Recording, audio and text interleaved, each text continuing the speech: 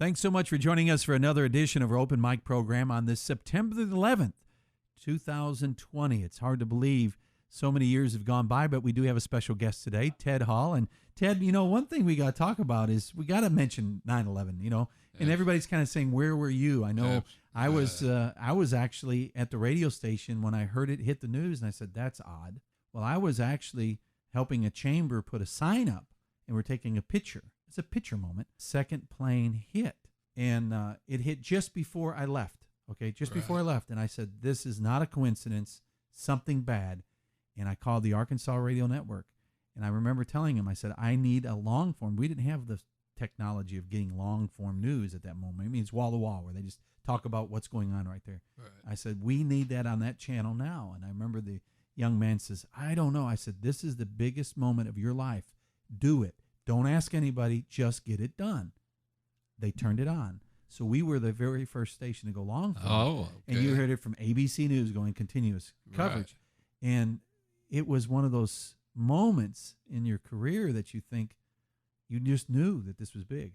But a lot of people didn't understand it because they didn't hear it. I mean, we had people that were listening to KFFB. They went to us, and I mean, it shut the whole country down. Sure. It was So where were you at that time? Well, I was on my way to Missouri. I had my mother had passed away on September the 9th, and I had the privilege to be with her when she did pass. So I was headed back to Missouri as we were getting ready for her funeral. My administrative assistant, Debbie Buchanan, called me as I was traveling, and he said, Mr. Hall, have you heard the news? Told me a little bit about what was going on. So, it's very, in my mind, remember where I was and during that time. So, and then, of course, we lost Sarah Lowe, who was a Batesville graduate, and certainly affected all of Batesville in a very, very serious way. And so we also had to deal with all the press and all the folks from the different TV stations and all over the country and those kind of things. So it was a trying time and certainly a sad time. And of course, we still think about Sarah and Mr. Lowe as that was their daughter, and she was just a great student at Batesville High School. And so anyway, we remember 9/11, and besides all the tragedy from a nation point of view, is certainly in Batesville was a big deal. We've come a long ways from there for sure. Yes.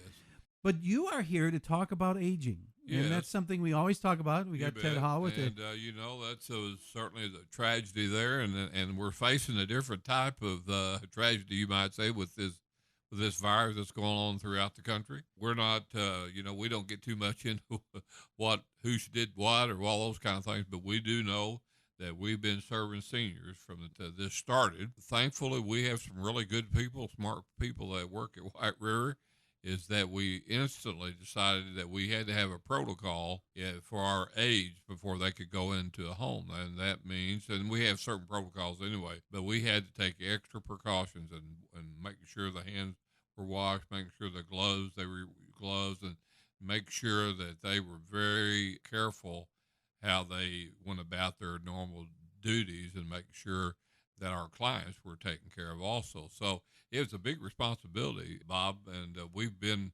lucky. We had very few issues with that. And then, of course, the other big item we have to worry about is Eagle Mountain Assisted Living. And, of course, they fall under the same category as the nursing homes, Bob. So our folks, up to about 3 weeks ago, they have not seen their families. And so it's really been really tough on them. But it's a big deal, and all this is a big deal.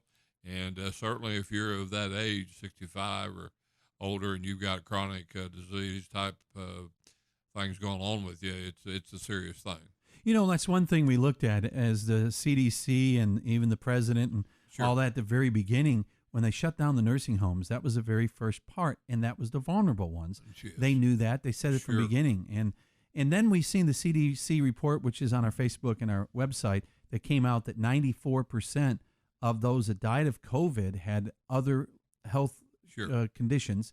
Only 6% actually died of COVID by itself. Absolutely. But that's what is so amazing about the way America responded. Just like you guys, you said, hey, this is serious, and you just locked it down. They locked down all the nursing homes in the country, and we saved thousands and thousands of lives there because they're the ones that are really compromised. Yes, and the point that I just made to you earlier is that it didn't really matter who was saying what. We were trying to make sure that we had a problem, and we could have a big problem if you let that virus run through your facility. And just look at the prisons. Not that we compare them, but when you have that many people living close together, and of course, prisons is a lot different than assisted living or a nursing home, but it's still very similar. When you have a population together, you got to make sure that you got everything. You do everything you can do to make sure that as far as germs and those kind of things, how the virus might be carried, you got to make sure that you're trying to take care of that. You know, and you look at that, those are the heroes. The nursing homes and the assisted living. Right. They stepped it up. I mean, Absolutely. they put the A game on. Absolutely. And we have seen, it's just a miracle when you look at the data nationally, and Arkansas is done better than many thought we would. Right. You know? So, and it's not that it's rosy. We're not trying to make it rosy. It's just that it could have been a lot worse than nursing homes. And it's not over yet. And, of course, our schools right now, they're having to deal with this, but yet it is important to believe that the kids be in school, and yet they have the options. You can go virtual if they feel like they feel uncomfortable to child in school. So all this has affected all of us, whether it be our church life, whether it be, you have kids in school, or even how you operate your business. Obviously, the banks have to close their lobbies and those kind of things. This is a serious deal. Yeah, that's right. But it's interesting how they've adjusted.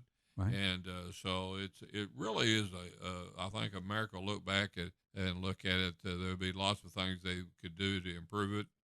That what has happened, but I think at the same time we're trying to move forward, and hopefully that we've got this under control. But it looks like we still got some time to deal with this. Now, also the Area Agency on Aging, you guys are there. One big thing that we're seeing and they talk about is the isolation of many seniors that are vulnerable, that are home and have been at home pretty much constantly since the 1st of March. They even have their groceries delivered or picked up. Right. And you can help those, because I know there is children and grandchildren worrying about those elderly that they can be looked upon with your crew. So tell us how that can happen. Well, of course, the traditional programs have been around since 1965, all these programs that we deal with. But, the Meals on Wheels is a big deal, and that helps with that isolation, because at least they have someone when they deliver that meal throughout our 10 counties every day, and there are every other day. Anyway, that is a point of contact. And, of course,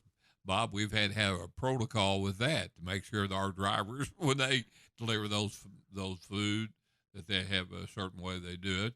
And then, of course, our senior centers, we have 27 senior centers in our 10 counties, and we've had curbside service.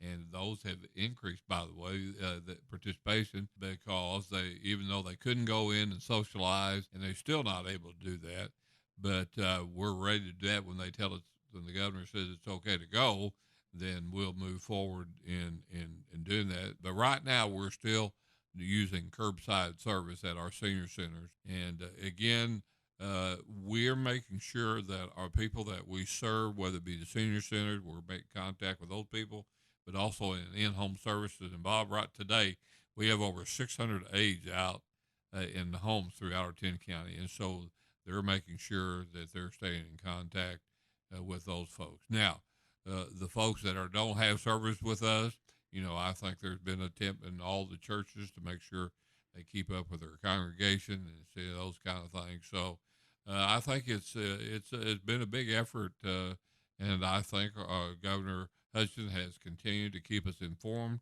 about what's going on, where we are in our counts, and I think that's important also. Well, what's the number they need to call? Because if they've got an elderly person that needs the services, or if you're an elderly person and want to ask about the services, you guys are there.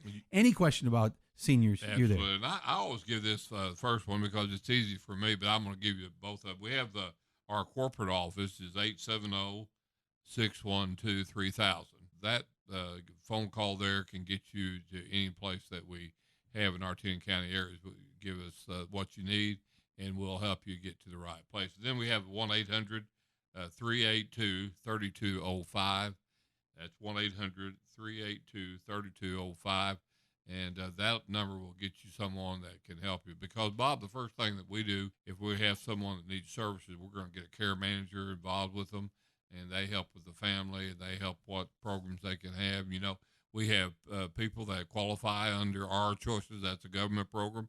Or we have veterans. We help veterans all over the place, Bob. And then we have people just pay us, self-pay. They just pay us to come in and work. And so then also those that have insurance, we can take care of the folks.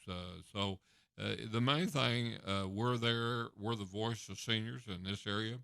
And we can get them, maybe if they don't need a service that we provide, but they need information about Social Security, or they have some other information about veteran benefits, or all those kind of things. We're able to at least give them a direction and a path that they can get to what they need. We've been talking with Ted Hall. He's with the White River Area Agency on Aging. And Ted, thanks for talking with us here on 9/11. Bet.